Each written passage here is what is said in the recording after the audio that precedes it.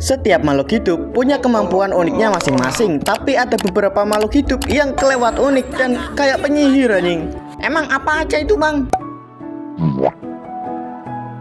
Kalian yang pernah nonton Naruto pasti pernah lihat satu karakter yang bisa lari di atas air. Tapi hewan ini nggak perlu konsep energi seperti cakra hanya untuk sebatas lari di air.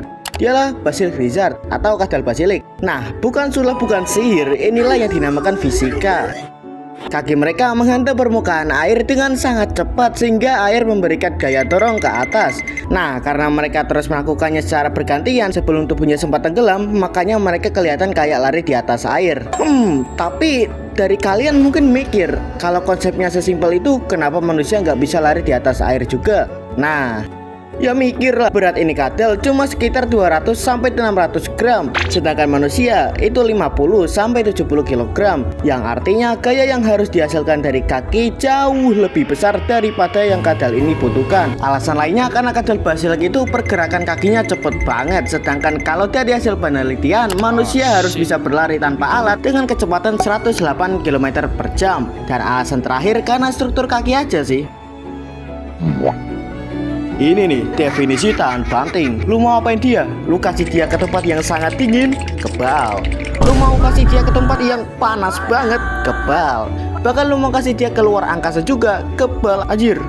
Alien kah?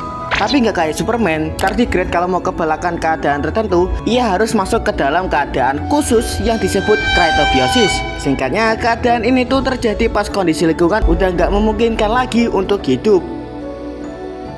Tardigrade akan mengeringkan hampir seluruh air di tubuhnya hingga aktivitas metabolismenya menurun drastis dan dia berubah menjadi bentuk yang disebut tun. Pas kondisi udah memungkinkan, tinggal dikasih air, celing, sehat lagi deh. Ini mungkin kayak, wah, sepertinya dunia sudah kiamat. Tidur dulu.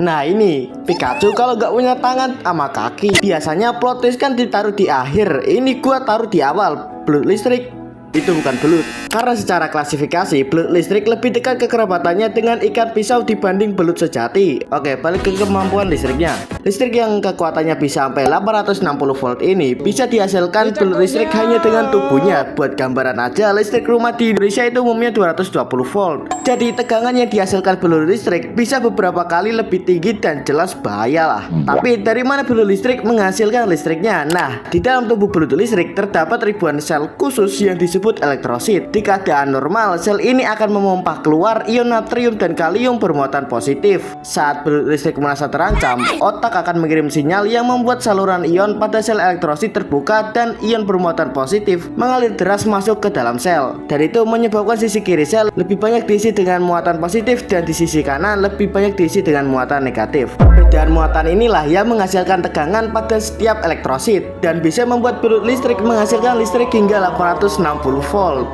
Kalian paham gak sih apa yang aku ngomongin? Lihat bentuknya, kombinasi bentuk dan warna yang mommy ya. Tapi ini siput literally pakai sirah besi anjing. Karena tubuh siput ini terbuat dari lapisan besi yang terbentuk dari ikatan besi dan belerang atau kata lainnya besi sulfida. Dan tempat tinggal siput ini ada di sekitar ventilasi hidrotermal di dasar laut, tempat yang mengeluarkan air super panas dan penuh mineral. Jadi gak heran alasan kenapa ini siput punya sirah besi dan ngebuat dia tahan panas. Tempat tinggalnya aja kayak gitu.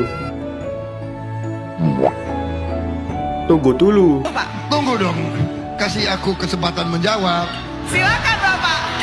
Secara klasifikasi biologis, manusia atau Homo sapiens itu masuk ke kingdom Animalia alias hewan. Jadi kita nggak ngomongin secara religi tapi secara ilmiah. Manusia itu hewan.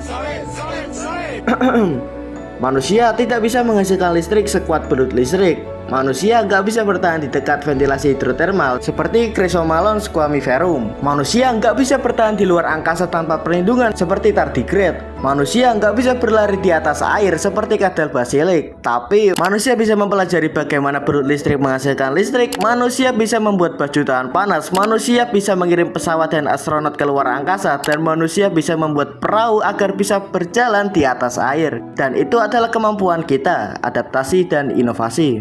Ya, itu adalah 5 dari jutaan hewan yang punya kemampuan uniknya masing-masing. Jadi itu masih sebagian kecil dari banyaknya hewan-hewan di luar sana. Dan kayaknya channelku bener-bener full bahas hewan semua ya. Apakah video selanjutnya kita bahas tumbuhan? Entahlah, nggak janji juga. Dan ya udah sih. Dah.